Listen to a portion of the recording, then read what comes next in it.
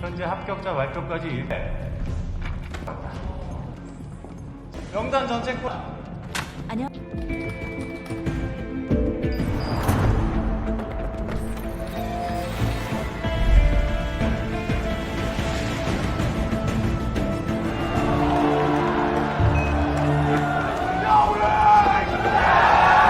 Assalamualaikum warahmatullahi wabarakatuh.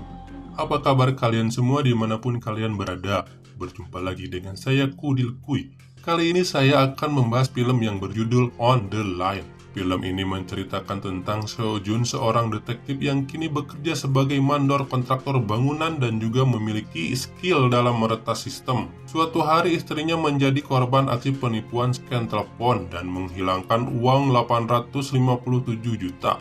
Hal tersebut membuat istrinya shock dan tertabrak mobil saat menyeberang jalan. Apakah Seo Jun berhasil? Tonton sampai habis ya guys ya. Tanpa banyak basa-basi bacot, langsung aja kita mulai ceritanya. Film dimulai dari seorang mandor yang bernama Seo Jun. Dia adalah mantan detektif yang kini berprofesi sebagai mandor proyek. Dan Seo Jun mempunyai istri yang bernama Mion. Di saat Seo Jun menjadi detektif, dia disukai oleh banyak ciwi-ciwi genit, sehingga membuat Mion cemburu. Sejak saat itu, Seo Jun memutuskan untuk mengundurkan diri dari kepolisian. Dan kehidupannya pun berubah menjadi sederhana, yang dimana keduanya harus bekerja keras demi bisa membeli sebuah istana yang megah. Hari itu, Seo Jun sedang bekerja seperti biasanya. Tiba-tiba dia dipanggil oleh atasannya yang bernama Jo dan menyuruh Seo Jun untuk datang ke kantornya. Sesampainya di sana, Jo menawarkan Seo Jun untuk naik jabatan menjadi direktur proyek dengan gaji yang naik 20% dan dia juga mendapatkan asuransi yang penuh dan juga mendapatkan kontrak permanen. Karena dia sedang mengumpulkan uang buat membeli istana, maka dia pun menerima tawaran tersebut. Setelah itu, Seo Jun menelpon Mion, namun dia tidak langsung memberitahu Mion soal kenaikan jabatannya itu. Seo Jun berencana memberitahu Mion saat mereka sedang liburan di pantai. Saat pegawai sedang melakukan pekerjaannya, tiba-tiba jembatan roboh dan membuat salah satu pegawai terjatuh. Tapi untungnya ada tali pengaman sehingga membuat pekerja itu bergelantungan di atas bangunan proyek. Seo Jun sebagai mandor bertanggung jawab atas hal itu. Dia pun langsung menyelamatkan pegawai tersebut.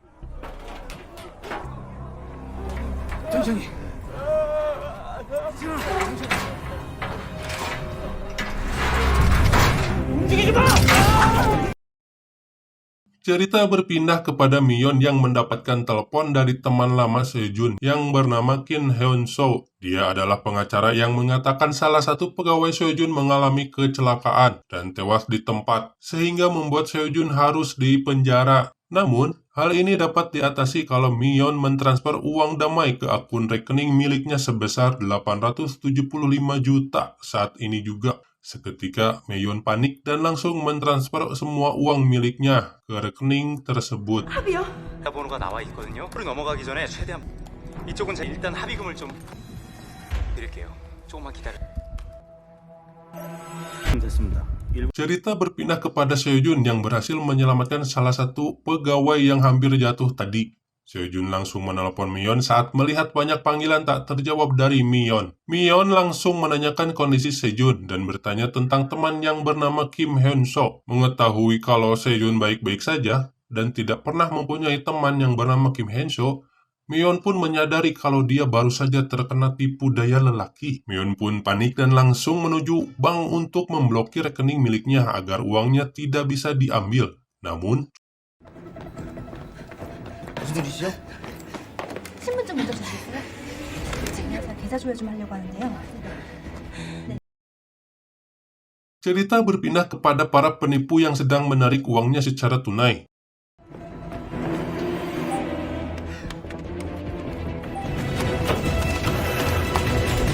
Cerita kembali ke Mion yang makin panik karena uang miliknya sudah diambil semua oleh penipu tersebut. Mendengar hal itu, Mion pun lemas dan terjatuh sehingga membuat semua orang melihat kepadanya. Mion pun menangis saat uang miliknya berjumlah 875 juta hilang seketika. Mion pun langsung melaporkan penipuan tersebut ke kantor polisi. Namun, polisi mengatakan kalau mereka akan sulit untuk melacaknya. Mion pun pulang dengan air mata yang menetes terus-menerus. Dan saat dia menyeberang, Kim Hyun Soo menelpon Mion. Dan saat itu juga Mion memohon agar uangnya dikembalikan. Namun bukannya kasihan, Kim Hyun Soo malah puas dengan apa yang telah dia lakukan. Mendengar hal itu, Mion terkejut dan terdiam di tengah jalan sehingga membuat Mion tertabrak beca.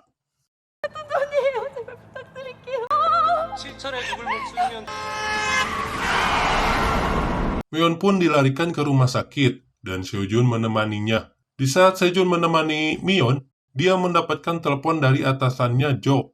Dia meminta maaf atas keteledorannya yang dia lakukan sehingga dia kehilangan uang sebesar 37,5 miliar.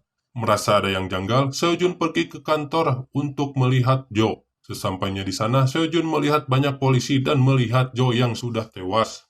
Dan di malam itu juga Jo dimakamkan. Di pemakaman banyak para pegawai yang kesal kepada Jo karena menghilangkan uang milik para pegawai. Tidak lama kemudian datang seorang pegawai yang mengamuk dan meminta uangnya karena dia membutuhkan uang tersebut untuk mengoperasi anaknya. Dan dia pun melihat Sojun. Mengingat Sojun mantan detektif, pria itu meminta tolong agar Sojun menangkap penipu tersebut. Namun Sojun hanya terdiam dan membisu. Siangnya, Seojun bertanya kepada salah satu pegawai yang ada bersama bosnya itu. Dia menceritakan bahwa Jo ditelepon dari pihak asuransi yang menawarkan asuransi yang mudah bagi para pegawainya. Jo pun langsung tergiur dan memberikan semua data para pegawainya. Mendengar hal itu, Sojun pun langsung mengecek CCTV dan dia menemukan seorang pria yang tadi kenal sedang melakukan sesuatu yang mencurigakan di lokasi kejadian saat rekannya hampir terjatuh. Dengan hanya petunjuk sebuah tato, Sojun pun langsung mencari tahu identitas ke tempat pembuat tato.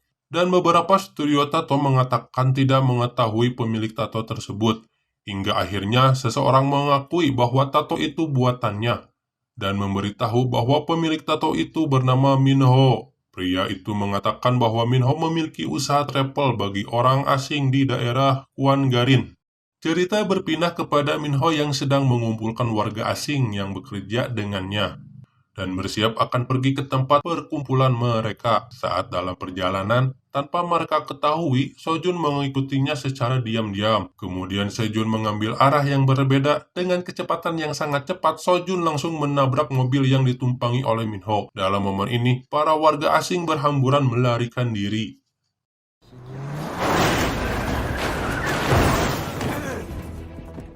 지사로 재판 가면 서준이 무조건 져요. 근데 지금 모른다고. 하이바 쓰라 그랬지. 대령당 확실죠. Setelah Sejun menghajar Minho habis-habisan, akhirnya Minho mengakui bahwa dirinya hanya bekerja untuk seseorang yang bernama Park, di mana Minho disuruh untuk memutuskan sinyal di lokasi proyek tempat Sejun bekerja. Tidak berselang lama, Sojun menyerahkan Minho ke kantor polisi. Kemudian Sojun datang untuk menemui pemimpin kepolisian yang bernama Kyung Ho yang sedang memberi arahan kepada korban penipuan yang sama. Sojun mengatakan bahwa Kyung Ho harus segera menangani kasus penipuan ini secepatnya.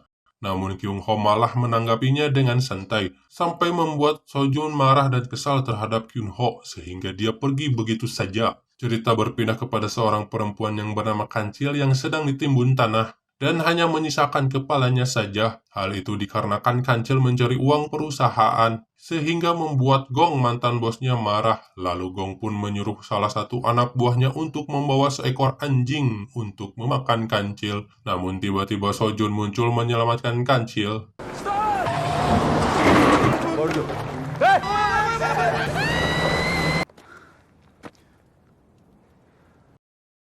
Dan tanpa banyak basa-basi bacot, Sojun menjelaskan tujuannya kepada Kancil, agar Kancil membantunya untuk melacak si penipu.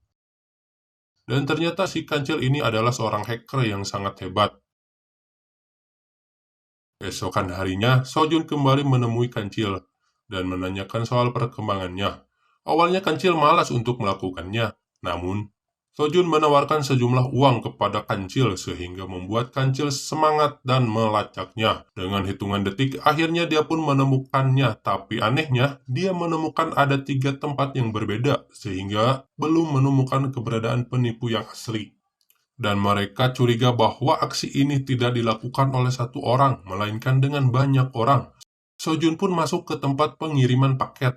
Awalnya dia ditahan oleh salah satu pegawai yang bekerja di sana. Lalu Sojun pun mengatakan ingin bertemu dengan Park karena ada paket dari Busan yang terlambat sehingga dia diperbolehkan masuk. Sojun pun melihat ada salah satu anggota polisi dan melaporkannya kepada Park yang merupakan pimpinan di sana. Mengetahui hal itu, Park pun menyuruh semua pegawai untuk melarikan diri.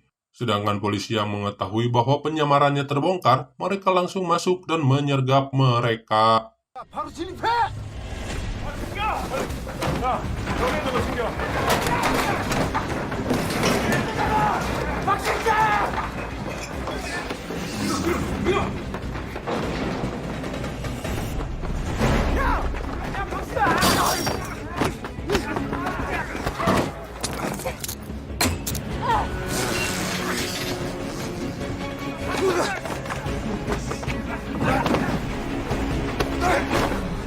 너이 새끼 어떻게 잡어!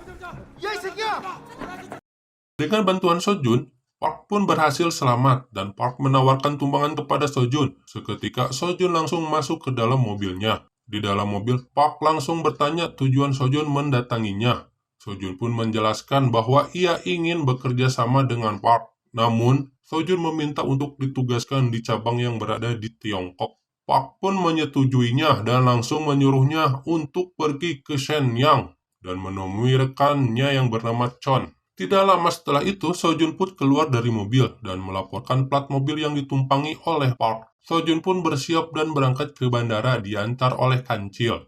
Lalu Kancil memberikan berkas mengenai identitas barunya yang kini berganti nama menjadi Kang Min Ho, yang berprofesi sebagai penjual narkoboy. Sebelum berpisah, Kancil menyuruh Sojun untuk mengabarinya kalau ada sesuatu yang terjadi. Sojun pun mengangguk dan meninggalkannya. Cerita berpindah kepada Kyung Ho yang mendapatkan kabar bahwa Sojun tertangkap telah membantu Park melarikan diri. Namun sebelum itu, Sojun melaporkan mobil yang ditumpangi Park ke kantor polisi. Mendengar hal itu, Kyung Ho merasa curiga kalau Sojun sedang merencanakan sesuatu. Kemudian Kyung Ho menyuruh bawahannya untuk mencari keberadaan Sojun. Beberapa jam kemudian, Sojun pun sampai di kota Shenyang. Dan dia langsung mencari keberadaan Chon. Lalu seseorang menyuruhnya untuk menunggu di salah satu penginapan. Malamnya saat Sojun sedang istirahat, dia ditarik dan dipukuli oleh bawahan Chon. Dan dia ditanya tentang tujuannya untuk bertemu Chon. Sojun pun menjelaskan bahwa ia ingin bekerja sama dengan Chon. Lalu salah satu anak buah Chon bertanya tentang identitas Sojun. Sojun pun hampir terkecoh dengan pertanyaan anak buah Chon. 산 게 아니라 145 043692. 네 맞습니다. Setelah itu, Sojun dibawa ke tempat persembunyian mereka. Sesampainya di sana, Sojun disuruh langsung bekerja saat itu juga. Namun alih-alih bekerja, Sojun dengan sengaja mencabut kabel telepon dan berpura-pura kabel telepon itu terputus dengan sendirinya.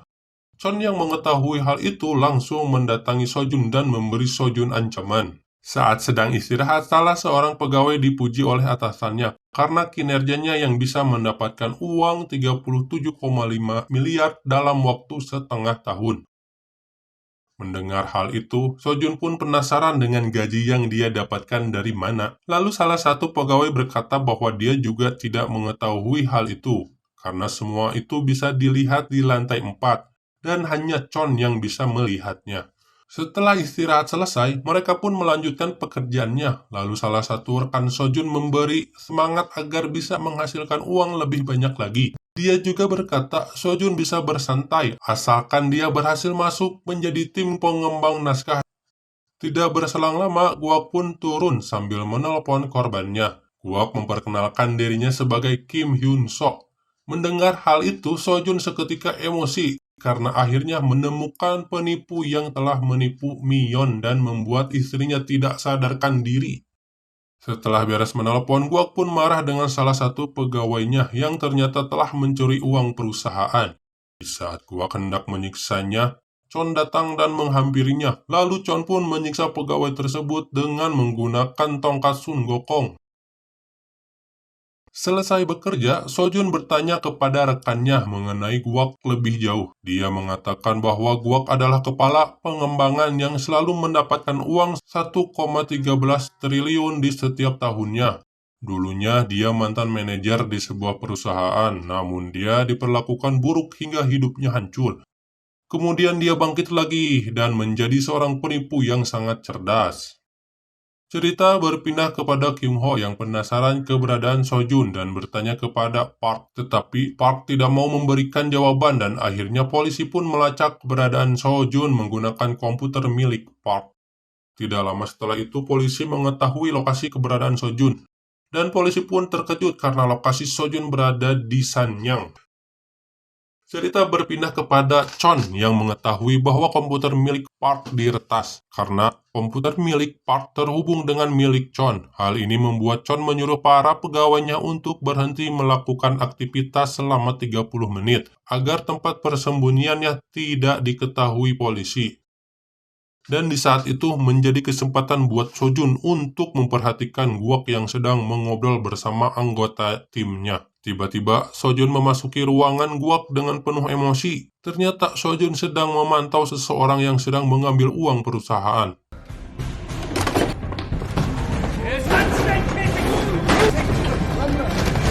Hal itu dilakukan karena Sojun ingin pindah ke tim pengembangan, sehingga Sojun dapat memantau pergerakan Guak. Lalu rencana Sojun pun berhasil dan seketika Sojun langsung dipindahkan ke tim pengembangan saat itu juga. Saat berada di sana, salah satu pegawai terjatuh dan Sojun pun menghampirinya untuk membantu pegawai tersebut. Hingga Sojun pun bertanya kepada pegawai itu tentang ruangan 4 yang menyimpan data pribadi, naskah, dan masalah penukaran uang. Di sisi lain, Chon mendapatkan telepon dari pimpinannya yang bernama Huang. Dia bertanya kondisi setelah digerebek kemarin, lalu menyuruh Chon untuk berhati-hati pada Guak karena Huang curiga mereka akan berkhianat. Beberapa saat kemudian, Sojun dipanggil Guak ke ruangannya. Tanpa diduga, Guak langsung memukul kakinya dengan tongkat golf. Karena Guak curiga Sojun adalah korban penipuan yang sedang merencanakan balas dendam kepada dirinya. Guak pun memberi saran agar Sojun tidak pernah membalas dendam kepada Guak. Mendengar hal itu, Sojun pun semakin emosi, namun dia menahan emosinya agar identitas Sojun tidak terungkap. Tidak lama setelah itu, Guak mendapatkan telepon dari Huang dan menyuruh Sojun untuk pergi. Di dalam percakapan tersebut, Huang memarahi dan merendahkan Guak, lalu Huang menyuruh Guak untuk membuat naskah yang lebih bagus lagi. Setelah menelpon, Guak yang menahan emosinya dari tadi meluapkan kemarahannya dengan cara menghancurkan telepon tersebut. Setelah itu, Guak menyerahkan naskah terbaiknya ke anak buahnya dan menyuruhnya untuk memberikan naskah tersebut kepada Chon. Cerita berpindah kepada Sojun yang hendak mengambil barang di lift dan dia meletakkan bola di pintu lift agar pintu liftnya tidak tertutup. Hal itu dilakukan karena lift tersebut adalah jalan satu-satunya yang aman menuju ke lantai 4. Setelah itu, Sojun berjalan melewati ruangan Guak. Tanpa sengaja, Sojun melihat Guak yang sedang menelpon menggunakan telepon rahasianya. Terdengar Guak sedang berbicara dengan rekannya yang bernama Min. Guak pun bercerita tentang kemarahannya ke Huang kepada Min. Dan Guak pun menceritakan misi besar yang sedang dia rencanakan kepada Min. Setelah selesai menelpon, Guak pun meletakkan telepon tersebut di dalam tas golf miliknya. Sojun pun penasaran akan misi yang Guak rencanakan. Dan Sojun pun bergegas naik ke lantai 4 dan dia berhasil memasuki ruangan Chon. Sesampainya di sana, dia membuka laptop milik Chon. Sayangnya, laptop tersebut memiliki password sehingga Sojun tidak bisa membukanya. Tidak lama kemudian, Chon datang ke ruangannya. Sojun yang mendengar kedatangannya tersebut langsung bersembunyi. Chon pun membuka laptopnya, namun tiba-tiba Chon mendapatkan telepon dari Huang. Hal itu membuat Chon pergi dari ruangan tersebut. Kesempatan itu pun langsung dimanfaatkan oleh Sojun. Lalu Sojun membuka isi naskah dan setelah mengetahuinya, Sojun langsung mengirimkan naskah tersebut kepada Kancil. Cerita berpindah kepada Kancil yang sedang dikejar Gong, mantan bosnya itu, sebab Kancil belum membayar hutangnya waktu itu. Namun, dia diselamatkan kembali setelah dia mendapatkan email dari Sojun. Kancil langsung memberitahu bosnya kalau dia akan segera membayar hutangnya setelah dia berhasil membawa uangnya yang diminta oleh Sojun. Di saat semua orang menyadari kalau Sojun tidak ada, Chon pun langsung menyuruh anak buahnya untuk mengunci semua pintu dan pergi mencarinya. Sementara itu, Sojun menyadari bahwa dia sedang dicari semua orang dan langsung mencoba untuk kabur melalui atap. Setelah berhasil turun, Sojun bertemu Yong dan meminta Yong untuk merahasiakan hal tersebut. Kemudian, Sojun masuk ke kamar mandi dan berpura-pura seolah sejak awal dia berada di sana. Tidak lama kemudian, anak buah Chon memasuki kamar mandi dan menemukan Sojun yang berpura-pura boker sambil ngudud. Mereka pun marah dan memukulnya, lalu membawa Sojun ke ruangan tersembunyi dan mengurungnya di sana. Cerita berpindah pada Kancil yang ditemani Gong. Mereka berada di tempat yang disuruh Sojun, namun tanpa disadari mereka diikuti oleh seseorang. Di sisi lain, para penipu akan memulai misi terbesar penipuannya. Dalam penipuan kali ini, mereka akan mendapatkan keuntungan sekitar 375 miliar dengan cara menipu para anak muda. Kalau mereka telah diterima di salah satu perusahaan besar di Korea yang bernama Chonghun Holding, dan mereka diminta untuk membayar setoran jaminan kerja. 정보와 금융권 합동으로 만든 보증 기금이세요. 네, 삼촌 병준이에요. 병준아. 조카 취업 보증인데 당연히 해야죠. 네, 감사합니다. 예. 해야죠. 우린 그걸 맛있게. 진짜 정보기관이야, 그지? 10분 증명서 보내주시면 되고요. Cerita berpindah kepada Sojun yang baru sadar dari pingsannya dan Yong yang melihatnya langsung membukakan pintu dan Sojun langsung bergegas untuk bisa menggagalkan rencana mereka. Namun sayangnya sudah banyak orang yang terkena tipu oleh mereka.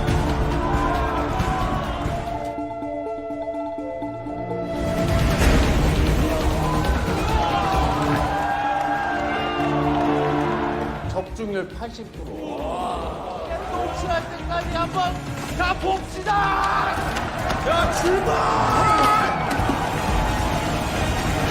Cerita berpindah pada Kancil yang sedang mengambil uang dan melancarkan misi selanjutnya, yaitu membagikan kembali uang itu kepada para korban penipuan. Namun, di saat hendak mengambil uang, Kancil tidak bisa berbahasa Cina. Hingga akhirnya Kancil menggunakan bahasa translate agar bisa berkomunikasi dengan mereka. Sayangnya, di saat hendak mengambil uang, anak buah Chon datang dan menangkap mereka. Ketika Kancil dan bosnya hendak dibunuh, datang polisi yang dari tadi mengikuti Kancil dan bosnya. Seketika polisi itu menyergap mereka semua. Setelah selesai menangkap anak buah Chon, Kyung Ho menginterogasi Kancil dan menanyakan keberadaan Sojun. Karena sebelumnya Kyung Ho tahu bahwa Kancil adalah teman dari Sojun. Lalu polisi itu pun mengajak kerjasama, tapi Kancil menolaknya. Lalu Kyung Ho mendesak Kancil sampai akhirnya Kancil menerima untuk bekerja sama. Di sisi lain, Chon mendapatkan kabar bahwa uangnya sudah diambil oleh polisi. Dan Chon juga mendapatkan kabar bahwa Sojun hilang, dan tak berselang lama Sojun ditemukan oleh bawahan Chon dan perkelahian pun terjadi. Akhirnya Sojun berhasil membuat bawahan Chon pingsan, dan dia pun mematikan listrik gedung tersebut agar mereka berhenti melakukan aksi penipuan. Setelah itu, Sojun mengambil kunci yang dibawa bawahan Chon untuk memasuki ruangan Chon. Dan Guak pun terkejut saat semua listrik mati, dan dia langsung mencari tahu penyebab listriknya mati. Sojun pun melihat Guak meninggalkan ruangannya, lalu dia pun masuk ke ruangan Guak dan mencari handphone milik Guak. Lalu Sojun mengirimkan pesan bantuan kepada Kyung Ho, namun tiba-tiba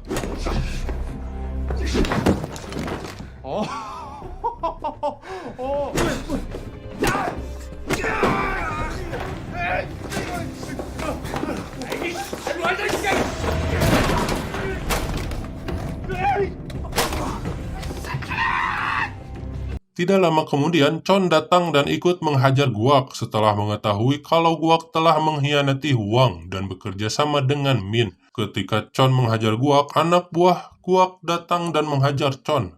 Hingga akhirnya Chon pun tewas di tangan Guak. Setelah membunuh Chon, Guak menyuruh anak buahnya untuk mencari Sojun. Karena identitas asli Sojun telah diketahui oleh Guak, yaitu mantan seorang detektif. Sojun pun berhasil melarikan diri, namun dia bertemu dengan Yong, dan ini yang terjadi.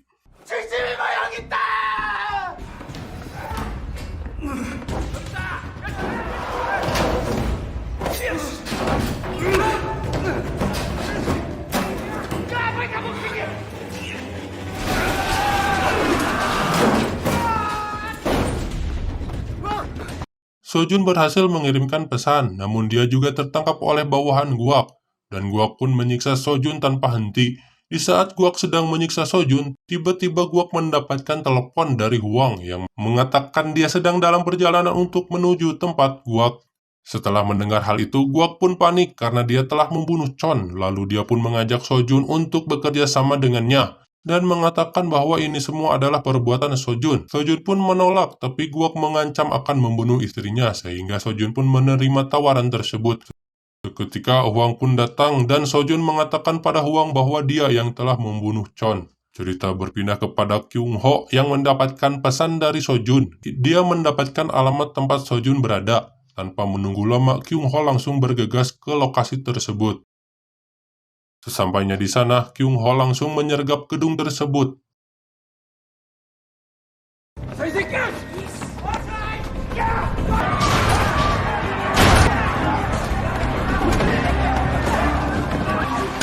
Saat Guak hendak membunuh Sojun, tiba-tiba dia mendengar kalau polisi mengepung gedung tersebut. Mengetahui hal itu, Guak pun langsung melarikan diri. Namun ketika Guak sedang melarikan diri, Sojun datang dan menahannya, dan ini yang terjadi.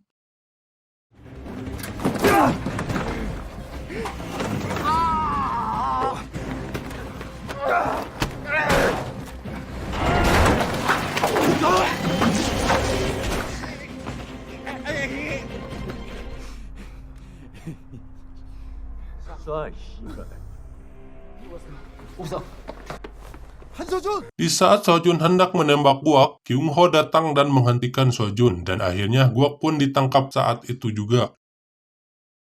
Dan beberapa hari kemudian, polisi mengumumkan bahwa mereka telah menangkap para pelaku penipuan dan akan mengembalikan uang kepada para korban. Dan polisi pun mengimbau kepada masyarakat agar tidak gampang menerima telepon dari orang yang tak dikenal. Cerita berpindah kepada Sojun yang menemui istrinya yang baru sadar dari koma.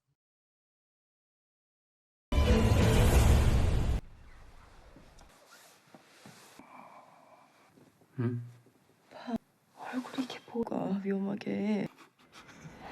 Dan film pun selesai. Dari film ini kita diajarkan agar tidak mudah percaya dan menerima telepon dari orang tak dikenal.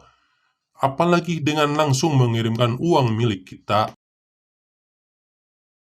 Terima kasih yang telah menonton video Mimin. Barangkali ada yang ingin membelikan Mimin makan atau kopi, kalian bisa mengirimkannya ke link sawer Mimin di deskripsi. Cukup sekian dari Mimin, dan sampai jumpa di video selanjutnya. Wassalamualaikum warahmatullahi wabarakatuh.